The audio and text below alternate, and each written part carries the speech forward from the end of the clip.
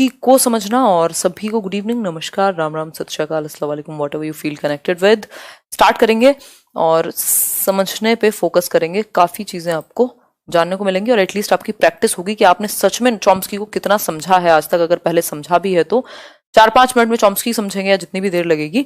उसके बाद हम कुछ 20 क्वेश्चंस प्रैक्टिस करेंगे। देखिएगा आउट ऑफ 20 आपके कितने ठीक होते हैं क्वेश्चंस, आप कितना स्कोर कर पा रहे हैं, क्योंकि कुछ क्वेश्चंस अच्छे लेवल के होंगे। नहीं तो हम 3 चीजें पढ़ लेते हैं, फिर हमें समस्या आती है सॉल्व करने में क्वेश्चंस को। एक बार मैं देखती हूँ कि आप लोगों की चैट में देख पा रही हूँ कि नहीं, फिर ही आगे बढ़ा जाएगा। बहुत बढ़िया, चलिए लाइक शेयर सब्सक्राइब आप लोग करते रहिएगा, वो तो एक डिफरेंट चीज हुई। हाँ, समय दीजिए, रचना अपने आप को पुश मत कीजिए, थोड़ा थोड़ा पढ़ना शुरू कीजिए। होप धीरे धीरे आती है, गिव अप मत कीजिए चीजों को लेकर के। चलिए देखते हैं, एक बार समझते हैं नॉम चॉम्स्की की बात समझते हैं। क्या कहते हैं Noam Chomsky? Basically Noam Chomsky से पहले लोग कहते थे कि बच्चा क्या है, ब्लैंक स्लेट है, स्पेशली बिहेवियरिस्ट व्यवहारवादी, कि बच्चा है खाली स्लेट, ब्लैंक स्लेट, कोरी तख्ती है, टैबुला रासा है, ये है वो है, और वो तो कुछ लेकर के आता नहीं। हम ही दुनिया के एक्सपीरियंसेस से, अनुभवों से, एम्पिरिसिज्म से उसमें कुछ भरते हैं, या वो अपनी नॉलेज का जो निर्माण है वो अनुभव लेकर के, और तब जाकर के वो भरेगा उस चीज को। बट इन्होंने कहा जी नहीं, हमारी जो डार्विन की इवोल्यूशनरी थियोरी की बेसिकली बात करें तो ये उनसे प्रभावित हैं। और इन्होंने देखा है कि लैंग्वेज का कैसे इवोल्यूशन हुआ होगा। पहले हम संकेतों का यूज करते रहे होंगे, फिर आवाजें निकालते रहे, अलग अलग कोऑपरेशन चाहिए जंगल में तो अलग आवाज, किसी मेट को बुलाना है तो अलग आवाज, कोई और स्पेशल चीज है तो अलग आवाज। धीरे धीरे कैसे इवोल्यूशन हुआ किसका, लैंग्वेज का। तो भाषा की यदि बात करें तो उन्होंने कहा हमारे अंदर जेनेटिकली क्षमता है, हम मानव शिशु जन्म से क्षमता लेकर के पैदा होता है कि वो भाषा को अर्जित कर पाए, सीख पाए। और ये बात इन्होंने ये नहीं कहा कि लैंग्वेज लेके पैदा हुआ है, लैंग्वेज से रिलेटेड सर्टेन रूल्स क्षमता लेकर के पैदा हुआ है। इस बात को समझना जरूरी है, और ये बात ह्यूमन लैंग्वेजेस पे लागू होती है, यानी कि मानव भाषाओं पर। एक और चीज, इनेट एबिलिटी यानी कि सीखने की क्षमता के साथ पैदा होता है, ना कि लैंग्वेज इनहेरिटेड है। यानी भाषा कोई विरासत में मिली चीज नहीं है कि आप आए और किसी ने आपको इंजेक्शन दिया और भाषा आ गई आपको। वो पीके वाली सिचुएशन में नहीं होगा, मतलब पीके की तरह नहीं होगा कि आप भर देंगे किसी भी तरीके से या जीन्स से ऑटोमेटिकली आ जाए। सीखनी तो आपको पड़ेगी, लेकिन वो सीखने की जो क्षमता है, वो जो अर्जित करने की क्षमता है, उसके साथ आप पैदा हो रहे हैं, ऐसा चॉम्स्की कह रहे हैं। और स्किनर को इन्होंने काफी अच्छा खासा इस चीज में क्रिटिसाइज भी कर दिया, बिहेवियरिज्म को भी क्रिटिसाइज कर दिया। और चॉम्स्की आज क्या है, 91 ईयर्स ओल्ड हैं। मतलब आजकल तो मुश्किल ही हो रहा है हमारे जैसे लोगों का, तो स्पेशली है ना, शायद इनको ऑक्सीजन ज्यादा सही मिल रही होगी यूएस में। खैर 91 ईयर्स की इनकी एज है, 92 के हो जाएंगे अभी 7 दिसंबर को। चॉम्स्की बहुत ही इंपॉर्टेंट नाम है अगर हम लैंग्वेज की बात करें, साइकोलॉजी की बात करें, पेडागोजी की बात करें, चाइल्ड डेवलपमेंट की बात करें। एवरेम नॉम चॉम्स्की इनका फुल नेम है। एक अमेरिकन लिंग्विस्ट हैं, एक फिलोसोफर रहे हैं, एक कॉग्निटिव साइंटिस्ट हैं, हिस्टोरियन हैं, सोशल क्रिटिक हैं, और भी 70 चीजें करते हैं। इनको कई बार बोल दिया जाता है फादर ऑफ मॉडर्न लिंग्विस्टिक्स, ये चीज ध्यान रखने योग्य है। कई बार इनको फादर ऑफ मॉडर्न लिंग्विस्टिक्स बोल दिया जाता है। ठीक है बात, ये चॉम्स्की हैं, एकदम स्मार्ट लग रहे हैं। खैर आगे बढ़ जाते हैं, अब इनके बारे में कुछ महत्वपूर्ण बातें जान लेते हैं। और भाषा हमारे दिमाग के किस हिस्से में निवास करती है, इस बारे में भी हम बात करेंगे।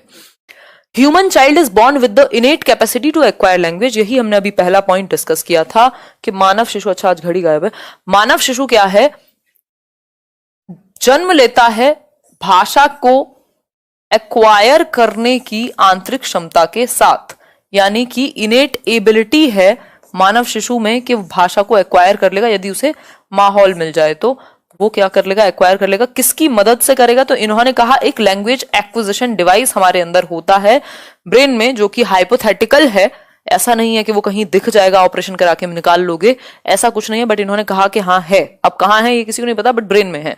एक चीज यहां से निकल के आती है कि ब्रेन के होते हैं 2 हेमिस्फेयर। ठीक, 2 हेमिस्फेयर हैं। इतनी खतरनाक ड्राइंग, 2 हेमिस्फेयर हैं, एक है लेफ्ट हेमिस्फेयर, एक है आपका राइट हेमिस्फेयर, दायां और बायां, बायां और दायां कह लीजिए आप। भाषा किस हिस्से में निवास करेगी, और अगर कह दें वो जो हाइपोथेटिकल यदि लैंग्वेज एक्विजिशन डिवाइस, भाषा अधिग्रहण यंत्र एग्जिस्ट करता है, तो वो कहां करेगा, बताइए एक बार। तो जनरली यदि हम बात करें तो भाषा निवास करेगी कहां पर, लेफ्ट साइड में, क्योंकि लेफ्ट जो है वो लॉजिक के लिए, लेफ्ट ब्रेन आपका लॉजिक के लिए, वोकैबुलरी के लिए, लैंग्वेज के लिए, इन सब सिंबल्स के लिए, इन सब चीजों के लिए रिस्पॉन्सिबल है लेफ्ट ब्रेन, यदि आप राइट हैंडेड पर्सन हैं तो। जनरली हम इसको इसी तरीके से समझेंगे, राइट लेफ्ट हैंडेड को छोड़ दीजिएगा।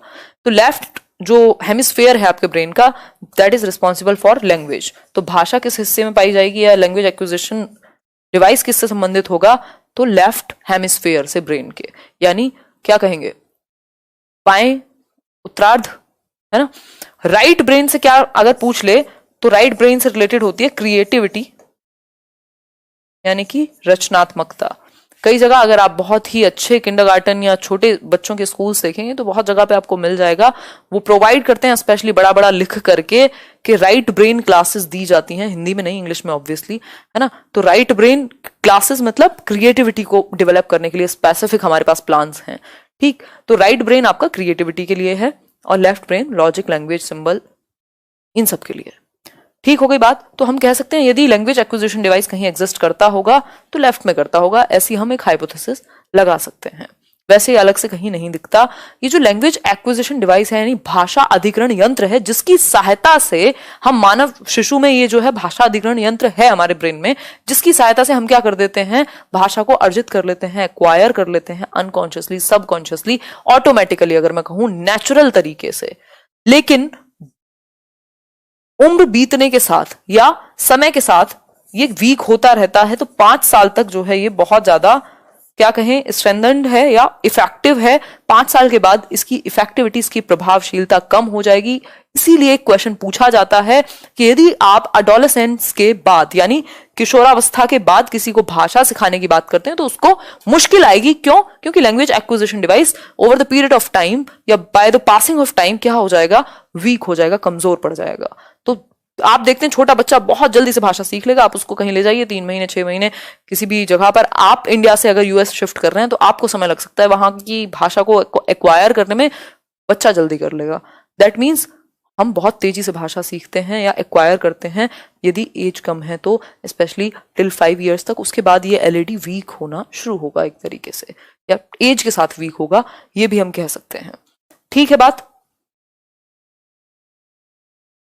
ठीक हो गई बात। चले आगे। रवि गुप्ता, हो सकता है नोटिफिकेशन जाने में कुछ समस्या हो, एक बार बेल आइकॉन चेक कर लेना। यहां तक की बात क्लियर है कि नहीं ये बताओ। बहुत सीरियस लग रहे हो आज। चॉम्स्की जिंदा हैं, बिल्कुल जिंदा हैं। 1928 में आई थिंक इनका जन्म हुआ था, 91 साल के हैं और बाकी बहुत ज्यादा बूढ़े हो चुके हैं ऑब्वियसली। सीरियस नहीं, मैं एक्चुअली सो नहीं पाई हूँ कल रात को, तो उसी का प्रभाव है। ठीक, यहां तक की बात क्लियर हो गई, आगे बढ़ेंगे। We have a language acquisition device, यही बात अभी हमने कहानी समझी है कि लैंग्वेज एक्विजिशन डिवाइस, जिसको भाषा अधिग्रहण यंत्र कहेंगे, ऐसा यंत्र हमारे ब्रेन में है जो हमें भाषा को एक्वायर करने में, अर्जित करने में नेचुरली, प्राकृतिक रूप से, बिना किसी बहुत ज्यादा एफर्ट के हमें हेल्प करता है, जिससे कि हम लैंग्वेज को प्रोड्यूस कर पाए, उसके रूल्स को जनरेट कर पाए। कई बार क्या होता है, बच्चे को आपने कोई रूल तो सिखाया नहीं हुआ लेकिन वो गलत नहीं बोलता, फिर भी सही रूल को अप्लाई कर जाता है। जैसे वो जनरली ये नहीं बोलता कि भाई मैं जा रहा हूं घर, है ना, जनरली वो बोलेगा मैं घर जा रहा हूं, या मतलब उसको पता है कि सिंटेक्स क्या होगा या यहाँ पे क्या रूल्स लागू होते हैं, डायरेक्टली नहीं इनडायरेक्टली। खैर, इसी को कहते हैं यूनिवर्सल ग्रामर, जिससे हमारा नेक्स्ट कॉन्सेप्ट निकल के आएगा। He talks about universal grammar, यानी सार्वभौमिक व्याकरण की उन्होंने बात की है। यूजीज उसको कह रहे हैं, अंडर ग्रेजुएट मत समझ लीजिएगा। यूनिवर्सल ग्रामर है, ये सार्वभौमिक व्याकरण है। इन्होंने कहा सभी भाषाओं पे एक व्याकरण जो है वो एप्लीकेबल है। कुछ जो बेसिक स्ट्रक्चर है वो सेम है, कुछ चीजें कॉमन है हर एक भाषा के स्ट्रक्चर में, बेशक वो कोई भी लैंग्वेज हो, कोई भी स्क्रिप्ट हो। और इस एक कॉमन स्ट्रक्चर को हमारा ब्रेन, हमारा ह्यूमन ब्रेन, चाहे आप देश में, सॉरी विश्व में कहीं भी रहते हो, उठा लेता है, और इसीलिए हम सबकॉन्शियसली बहुत जल्दी से भाषा को एक्वायर कर लेते हैं, अर्जित कर लेते हैं। The basic postulate of UG is that a certain set of structural rules, कुछ ऐसे structural rules होते हैं जो हमारा ब्रेन ऑटोमेटिकली उनको एक्वायर कर लेता है बिना किसी सेंसरी एक्सपीरियंस के कि हमने उनको याद किया हो, पढ़ा हो, समझा हो। ऑटोमेटिक होते हैं, कुछ ऐसे कॉम्प्लेक्स स्ट्रक्चर्स होते हैं हमारे ब्रेन में जिनको बच्चा आप देखेंगे आपको लगेगा यार ये कैसे बोल पा रहा है इतना कॉम्प्लेक्स स्ट्रक्चर, लेकिन वो कर पाएगा उसको यूज, है ना। That's how we do it. हम ये नहीं बोलते how that's we do it, आपको ऑटोमेटिकली अनकॉन्शियस लेवल पे पता लग जाएगा कि कुछ गड़बड़ है स्ट्रक्चर में, चाहे वो हिंदी भाषा हो, इंग्लिश हो या कोई और भाषा हो। तो ये जो यूनिवर्सल ग्रामर का कॉन्सेप्ट है कि सार्वभौमिक व्याकरण, जो ऑटोमेटिकली हमें कुछ रूल्स को सही करने में या कॉम्प्लेक्स स्ट्रक्चर्स को एक्वायर करने में हेल्प करती है, जिसकी वजह से हम कॉम्प्लेक्स जटिल से जटिल स्ट्रक्चर्स को भी एक्वायर कर लेते हैं, क्योंकि यूनिवर्सल ग्रामर हमारे लिए काम करती है, हमारे लिए आसान बनाती है चीजों को। ठीक है बात? क्या हुआ विशेष?